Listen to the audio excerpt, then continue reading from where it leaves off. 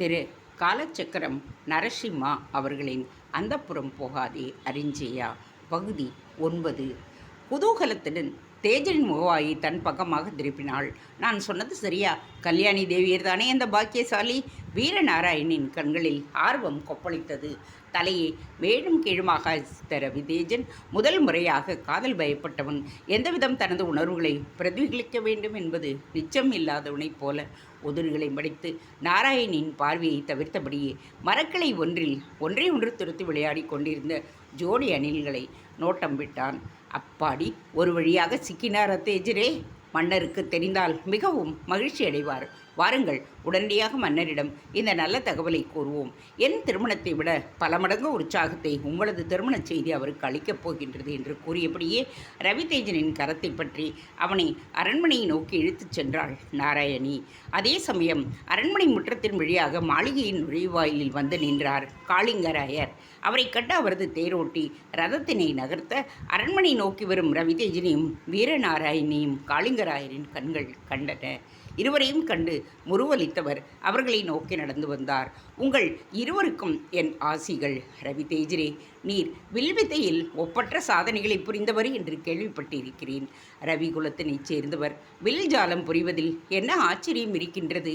ராமதேவனுக்கு ஏற்ற இலக்குவன் தாங்கள் என்பதில் சந்தேகமில்லை என்றவர் நாராயணியின் பக்கமாக திரும்பினார். இளவரசி, உங்களது கோரிக்கை பற்றி தங்கள் தந்தையார் கூறினார். உங்களுக்கு எந்த கவலையும் இருக்க தேவையில்லை. கண்டராதித்தர் வீரசைவராக இருந்தாலும் தங்களது வைணவ ஈடுபாட்டிற்கு குறுக்காக நிற்க மாட்டார். வைணவனான என்னை அமைச்சராக நியமித்ததிலிருந்தே தங்களுக்கு இது புரிந்திருக்க வேண்டும். வைணவத்தையும் சைவத்தையும் எங்கள் பராந்தக மன்னர் 2 கண்களாக பாவிக்கின்றார் என்பதை சோழநாடு தங்களின் வருகைக்காக ஆவலுடன் காத்திருக்கின்றது. எனக்கு விடை கொடுங்கள் என்ற காளிங்கராயர் தன் ரதத்தினை நோக்கி நடந்தார். இன்னும் என்ன சோழ இளவரசன், முனைப்பாடி மாப்பிள்ளை, எல்லாம் உன் மனம் போல் நடக்கும். ரவிதேஜன் ஆனந்தத்துடன் நாராயணியின் முதுகில் தட்டினான். ஆம், வைதும்ப இளவரசியும் நம் மருமகள் ஆகிவிட்டால் முனைப்பாடியின் பெருமை வானலாவை எட்டிவிடும் என்று நாராயணி புன்னகைத்தாள். காளிங்கர் புறப்பட ரவிதேஜனும் நாராயணியும் மன்னர் ராமதேவனை நோக்கி சென்றனர். அவர்களை கண்டதும் உற்சாகத்துடன் தன் இருக்கையை விட்டு எழுந்து வந்த ராமதேவன் 2 கைகளாயும் இருவரையும் அணைத்து கொண்டான். வாருங்கள் என் செல்வங்களே, சரியான சமயத்தில் தான் வந்திருக்கிறாய் ரவிதேஜா. வீரநாராயணின் திருமணம் நிச்சயிக்கப்பட்டு விட்டது. அநேகமாக இங்கே முனைப்பாடியில்தான் திருமணம் நடைபெறும். நாராயணி, உனது நிபந்தனை கூட ஏற்கப்பட்டு விட்டது. நீ உனது கண்ணன் வழிபாட்டினை தொடர்ந்து நிகழ்த்தலாம். ராமதேவன் உற்சாகத்துடன் கூற ரவிதேஜன் குறுக்கிட்டான். அண்ணா, அந்த உத்தரவாதத்தை காளிங்கராயரே வீரநாராயணிடம் தெரிவித்து விட்டார். இனி நாம் திருமண ஏற்பாடுகளை செய்ய வேண்டியதுதான், ரவிதேஜன் கூறினான். என் திருமணத்தை பேற்றினால் உங்கள் விவகாரத்தை நான் மறந்து விடுவேன் என்று நினைக்கின்றீர்களா தேஜரே? தந்தையே, எனது திருமணம் பழைய கதை. புதிய கதையை கேளுங்கள். உங்கள் தம்பி ஒரு பெண்ணின் வலையில் விழுந்து விட்டார். பிரம்மச்சரிய விரதத்தை தங்கள் தம்பி முடித்துக்கொள்ள தீர்மானித்து விட்டார்.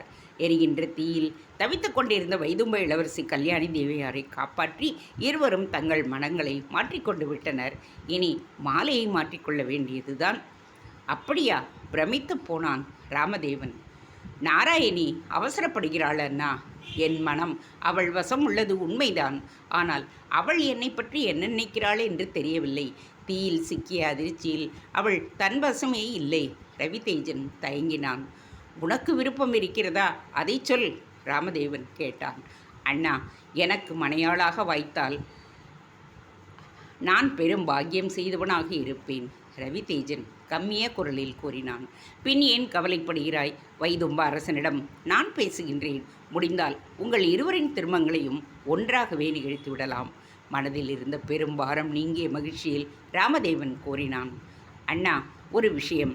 மகிழ்ச்சியான இந்த நேரத்தில் தங்களை துயரத்தில் ஆழ்த்தக்கூடிய ஒரு தகவலை சொல்லும் கட்டாயத்திலும் இருக்கின்றேன். பீடிகையுடன் ஆரம்பித்தான் ரவிதேஜன். என்ன விஷயம் ரவிதேஜா? சீர்மல்கும் முனைப்பாடி சுவடிகளை வாக்தேவியின் திருவடியில் வைத்து ஆசி வாங்க வேண்டி வைதும்பம் சென்றேன் அல்லவா? ஆலய பந்தலில் தீப்பற்றி கொண்டது. தீயில் சிக்கிய இளவரசியை காப்பாற்றும் முயற்சியில் சுவடிகள் காணாமல் போய்விட்டன. அநேகமாக அவை தீயில் சிக்கி எரிந்து போயிருக்கலாம். இந்த தவறுக்காக என்னை மன்னித்து விடுங்கள் அண்ணா, கலக்கத்துடன் சொன்னான் ரவிதேஜன். சிறிது நேரம் மௌனமாக யோசித்த ராமதேவன் ஆறுதல் பார்வை ஒன்றை அவன் பக்கமாக வீசினான். தம்பி, திருமணமே வேண்டாம் என்று கூறிக்கொண்டிருந்த உன்னை நமது மூதாதையர்கள் சுவடியின் வாயிலாக வைதும்பம் அழைத்து சென்று அங்கே அந்த நாட்டு இளவரசியை உனக்கு காட்டி உன்னை திருமணத்திற்கு சம்மதிக்க வைத்துள்ளனர். தங்கள் பணி முடிந்ததும் தங்கள் இருப்பிடத்திற்கு அவர்கள் சென்று விட்டதாகவே நான் நினைக்கின்றேன். சுவடிகளை பற்றிய சிந்தனையை மறந்துவிடு. நமது ராஜகுருவை மீண்டும் முனைப்பாடி சரித்திரத்தை ஏற்றச் சொல்லுவோம். நீ திருமணத்திற்கு சம்மதித்ததே போதும். என் மனதில் நிம்மதியை தோற்றுவித்திருக்கிறாய் என்றபடியே வெளியேறினான் ராமதேவன். நான் சொல்லவில்லை, சுவடிகள் எரிந்து போனதை மன்னர் பொருட்படுத்த மாட்டார் என்று சொன்னேன் அல்லவா? ரவிதேஜன் என்கின்ற கல் கரைந்து விட்டது. அதை கரைத்த கல்யாணி தேவிக்கு இந்த முனைப்பாடி நாடு என்றென்றும் கடமைப்பட்டிருக்கிறது. நாராயணி குறும்புடன் சொல்லிவிட்டு ஓட அவளை விரட்டிக்கொண்டு ஓடினான் ரவிதேஜன். விரைந்து வா விந்தளா. கீழே சாளுக்கிய நாடு. சிற்ப பணிகள் நடைபெற்று கொண்டிருந்த பீமேஸ்வரம் கோயில் இருளில் மூழ்கியிருக்க, கோவிலின் பின்புறமாக அமைக்கப்பட்டிருந்த குடிலில் மட்டும் கப்பரை விளக்கு ஒன்று எரிந்து கொண்டிருந்தது.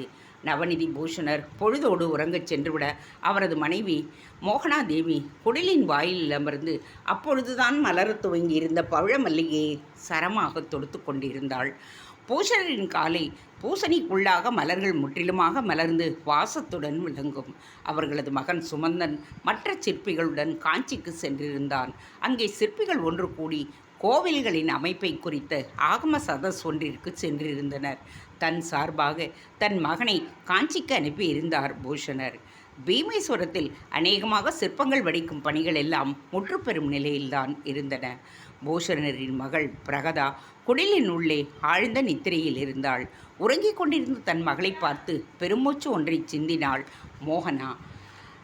காலம் கடந்து வாணிபம் செய்வதற்காக ஸ்ரீவிஜயம் சென்றிருக்கும் இவள் அண்ணன் மகன் இந்துசேகரன் மீண்டும் வந்தவுடன் பிரகதாவை அவனுக்கு தந்துவிட வேண்டியதுதான். பீமேஸ்வரம் கோயில் திருப்பணிகள் முடிவதற்குள் அவளது திருமணத்தை முடித்துவிட எண்ணினார்கள். ஆனால் இந்துசேகரன் தான் இன்னும் பிடி கொடுக்கவில்லை. வரும் வெள்ளிக்கிழமை நஞ்சன்காட்டில் உள்ள கௌமாரி ஆலயத்திற்கு சென்று பொங்கலிட்டு அவளிடம் பிரகதாவின் திருமண விஷயத்தை விரைவாக முடிக்கும்படி வேண்டிக் கொள்வது என்று ஏற்கனவே முடிவு செய்திருந்தனர். யோசனையுடன் மலர்களை தொடுத்து கொண்டிருந்தவள் திடீரென்று உள்ளுணர்வு எச்சரிக்க கோவிலின் நுழைவாயில் பக்கமாக பார்த்தாள்.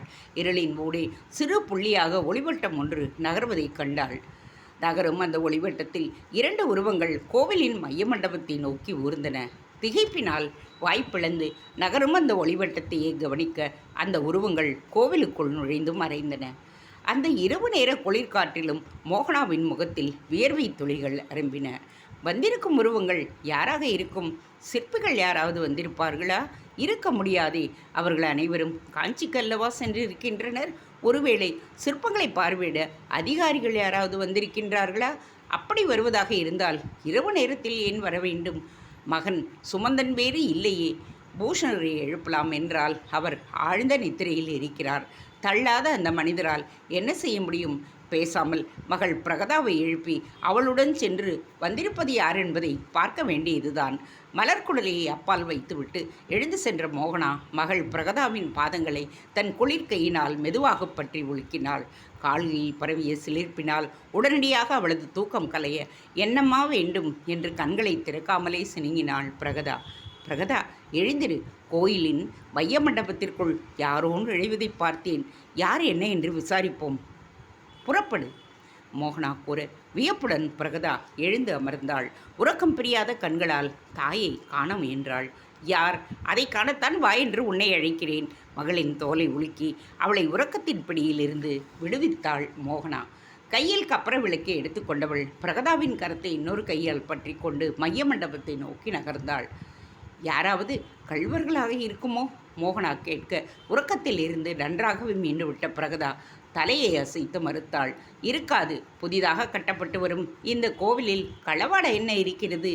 மெதுவாக இருவரும் மைய மண்டபத்தின் படிகளில் ஏறி உள்ளே நுழைந்தனர். கருவறை இருளில் மூழ்கியிருக்க காமதேவன் ரதி நடன காட்சியின் அருகே கையில் விளக்குடன் இரண்டு பெண்கள் நின்றிருந்தனர்.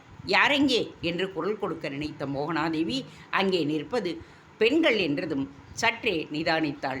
இரவு வேளையில் குரல் கொடுத்து அந்த இளம் நங்கையர்களை எதற்காக அச்சுறுத்த வேண்டும் என்கின்ற நினைப்பில் மெதுவாக கருவறையின் முன்பாக விளக்குடன் சென்று மெதுவாக அந்த பெண்களின் கவனத்தை திருப்பினாள். அம்மா, கருவறையை காண வேண்டுமென்றால் இப்படியே வாருங்கள். நான் சற்று பெரிதான தீபத்தை ஏற்றி கொண்டு வந்திருக்கின்றேன். மோகனா குரல் கொடுக்க அங்கே நின்றிருந்த பெண்களில் ஒருத்தி மட்டும் இவர்களை திரும்பி பார்த்தாள். மற்றவர் இவர்களை கண்டுகொண்டதாகவே தெரியவில்லை. தொடர்ந்து அங்கே செதுக்கப்பட்டிருந்த காமதேவன்றதின் நடனக் காட்சியை சித்தரிக்கும் சிற்பத்தையே நோட்டம் விட்டு கொண்டிருந்தாள். இவர்களை திரும்பி பார்த்த பெண்தான் அங்கிருந்தே பதில் தந்தாள். இல்லையம்மா, நாங்கள் காமதேவனின் சிற்பத்தை காணத்தான் வந்திருக்கின்றோம். என்ன அற்புதமான சிற்பம்! உலகிலேயே இந்த மாதிரியான அழகுள்ள சிற்பத்தை எங்கும் காண முடியாது என்று நினைக்கின்றேன். அந்த பெண் கூற மோகனாவுக்கும் பிரகதாவுக்கும் உச்சி குளிர்ந்து விட்டது. எனது சகோதரன் சுமந்தன் தானே இதனை வெடித்திருக்கின்றார், பெருமையுடன் கூறினாள் பிரகதா. இப்படிப்பட்ட ஒரு ஒப்பற்ற சிற்பத்தை உருவாக்கிய பெரும் கலாமைதியினை மகனாகவும் சகோதரனாகவும் பெறுவதற்கு நீங்கள் இருவரும் பெரும் பேறு செய்திருக்க வேண்டும். தீபத்துடன் நின்ற அந்த பெண் கூறினாள். அந்த பெண்ணின் புகழுரையை கேட்ட மோகனாவும் பிரகதாவும் பெருமிதத்துடன் அவர்களை நோக்கினார். அம்மா, உன் பெயர் என்ன? நீங்கள் யார்? எங்கிருந்து வருகிறீர்கள்?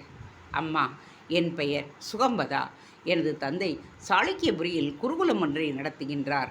இவள் எனது உயிர் தோழி விந்தளா. இந்த சிற்பத்தை பற்றி கூறி எனக்கு காட்டுவதற்காக அழைத்து வந்திருக்கிறாள், சுகம்பதா கூறினாள். சுகம்பதா என்கின்ற பெயருக்கு ஏற்றாற்போல் கிளி கொஞ்சுவது போல் இருக்கிறது தங்களது குரல். பிரகதா சிரித்தாள். இதோ உங்கள் சகோதரன் செதுக்கிய சிற்பத்தின் முன்பாக மற்றொரு கற்சிலையாக நிற்கும் என் தோழியின் பேச்சை கேட்டால் இந்த கிளியின் பேச்சு கிளியை தரும். சுகம்பதாவும் சிநேகத்துடன் சிரித்தாள். இவர்களது உரையாடல் விந்தளையை பாதித்ததாகவே தெரியவில்லை. கோவிந்தனின் ஆலிங்கனத்தில் தான் இருப்பதாகவே கனவு கண்டு கொண்டிருந்தாள். இந்த இரவு நேரத்தில் இப்படி இரு பெண்களாக தனித்து வரலாமா? மோகனா கவலையுடன் கேட்டாள்.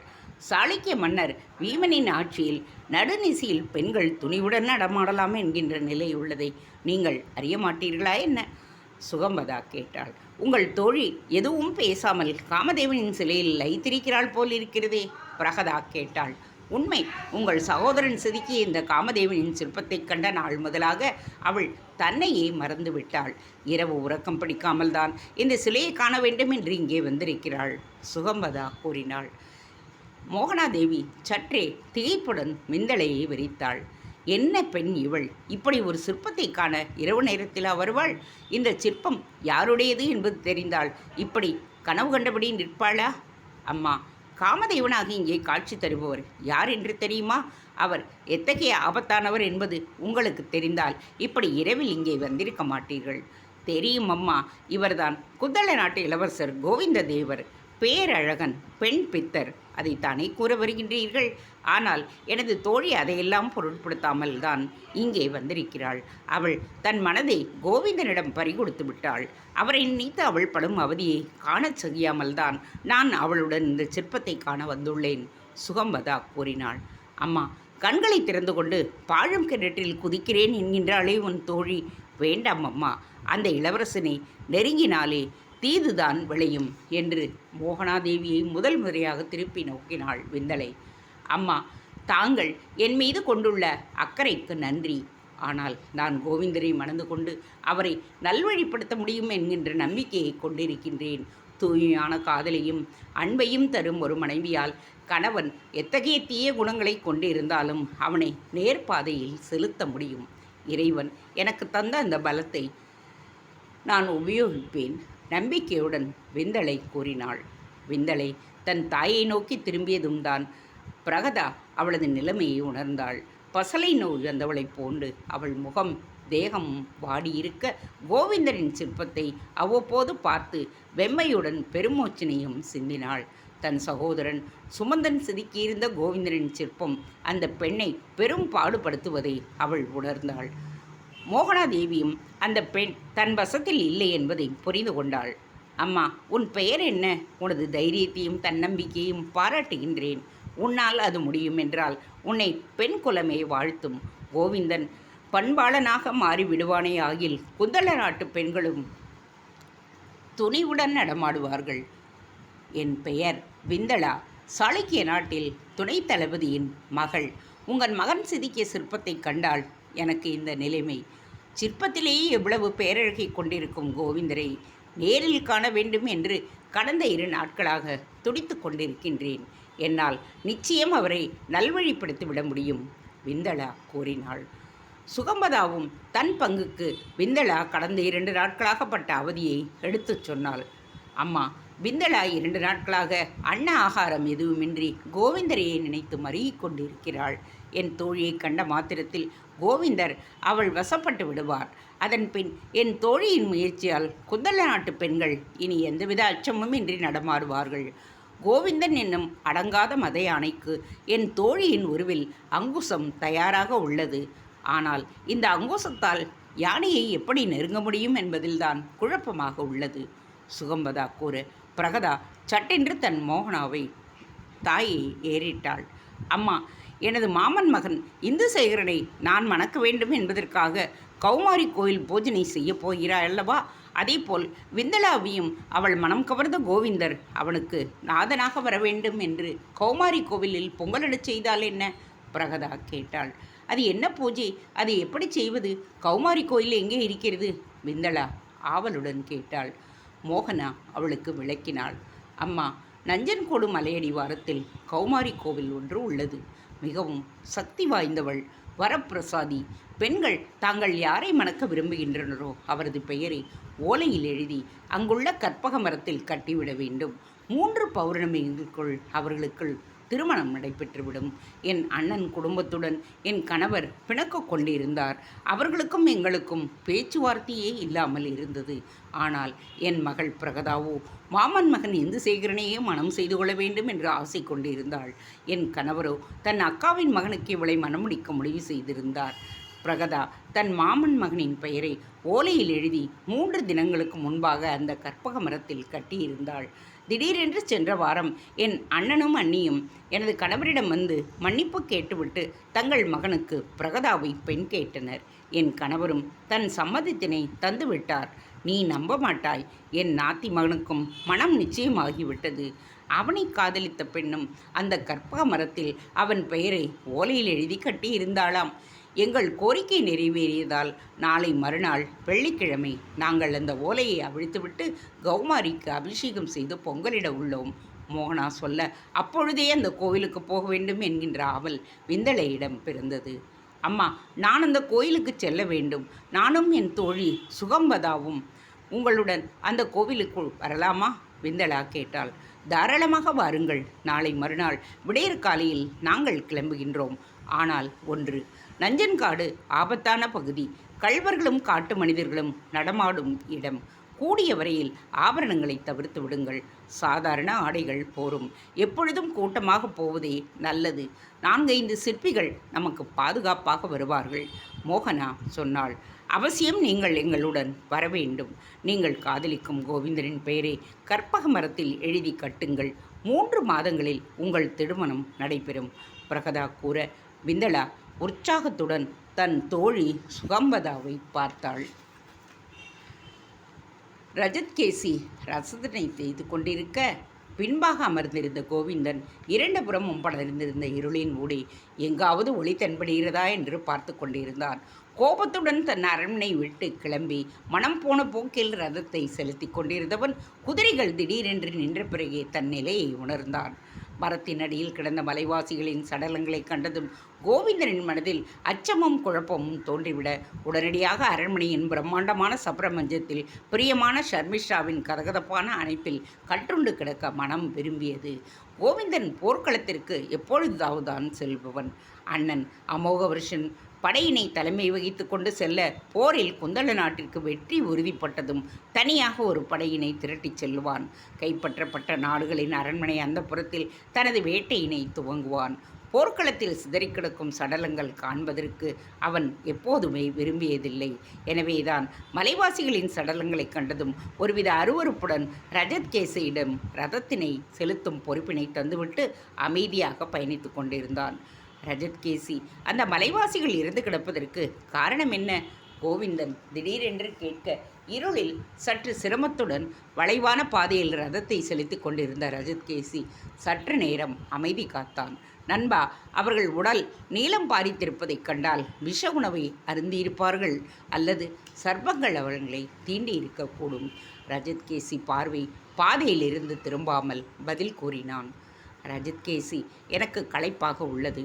பசி வேறு வயிற்றை முறுக்குகின்றது. இந்த கடும் குளிரில் இரவு முழுவதும் என்னால் பயணிக்க முடியும் என்று தோன்றவில்லை.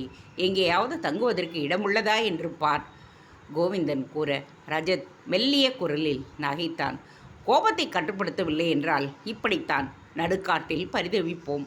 நீ சற்று பொறுமையை கடைபிடித்திருக்க வேண்டும். உரிமையுடன் தன் நண்பனை கடிந்தான் ரஜத்கேசி. அமோகவர்ஷன் என்னை சிறுமைப்படுத்தி பேசியதை கேட்டாயல்லவா? பட்டத்து இளவரசனாகிவிட்டோம் என்கின்ற இருமாப்பு அவனுக்கு. கோவிந்தன் உரும. தற்செயலாக ரஜத்கேசியின் கண்களில் தொலைவில் மின்மினுத்து கொண்டிருந்த ஒளி தெரிய கோவிந்தனை அழைத்தான். நண்பா, அங்கே தீப ஒளி தெரிகின்றது, அங்கு சென்று பார்க்கலாம் என்றபடியே ஒளி தென்பப்பட்ட திசையில் ரதத்தை செலுத்த ஆரம்பித்தான் ரஜத்கேசி. அங்கே அடர்ந்த மலைக்காட்டின் அடிவாரத்தில் ஒரு சிறிய ஆலயம் காணப்பட்டது. ஆலயத்தின் முன் ஒரு தீபஸ்தம்பம் நிற்க அதன் உச்சியில் ஒரு கப்பரை விளக்கு சுடர்விட்டு கொண்டிருந்தது. கோவிந்தன் ரதத்தில் அமர்ந்திருக்க ரஜத்கேசி மட்டும் கீழே இறங்கி ஆலயத்தை நோக்கி நடந்து உள்ளே சென்று எட்டி பார்த்தான். காளிதேவியின் சிலை ஒன்று உக்கிரத்துடன் நிற்க ஒரு சிறிய அகல் விளக்கு அங்கு எரிந்து கொண்டிருந்தது. யாராவது தென்படுகிறார்களா என்று தன்னை சுற்றி பார்த்தான். அருகே இருந்த கற்பக மரத்தில் ஊசலாடிக் கொண்டிருந்த மணி ரஜத்தின் கண்களில் தென்பட அங்கு சென்று தன் கையால் மணியை அசைத்தான். நங் நங். அந்த இரவின் அமைதியில் மணியோசை ஒலிக்க ஏதாவது அசைவு தென்படுகிறதா என்று கவனித்தான். கோவிலின் பின்பாக மலையின் மீது இருந்த சிறிய குகை ஒன்றிலிருந்து ஒரு முதியவர் இறங்கி கோவிலுக்கு முன்பாக வந்தார். நீண்ட தாடியும் ஜடாமுடியும் வைத்திருந்த அந்த முதியவர் ரஜத்கேசியையும் ரதத்தில் அமர்ந்த கோவிந்தனையும் பார்த்தார். யார் நீங்கள்? அவர் கேட்டார். இவர் ராஷ்டிரகூட இளவரசர் கோவிந்தன். வேட்டையாட வந்த நாங்கள் வழி தவறிவிட்டோம். இன்று இரவு இங்கே தங்குவதற்கு வசதி உண்டா? ரஜத் கேட்டான். தங்குவதற்கு இடம் உண்டு, ஆனால் வசதியாக இருப்பதா என்பதை நீங்கள் தான் முடிவு செய்ய வேண்டும். இந்த ஆலயத்தின் பின்னால் தான் நஞ்சன்கோடு மலை துவங்குகின்றது. நஞ்சர்களின் குலதெய்வம்தான் இந்த கௌமாரி. நாளை வெள்ளிக்கிழமை அவர்கள் மலையிலிருந்து இறங்கி வந்து கௌமாரிக்கு பூசை நடத்துவார்கள். இந்த கோவிலின் பின்னால் இருக்கும் குகையில்தான் நான் தங்கியுள்ளேன். நீங்கள் அங்கேயே தங்கலாம். குளிருக்கு அடக்கமாக இருக்கும். வாருங்கள், அவர் அழைத்தார். தேங்க்ஸ் ஃபார் வாட்சிங்.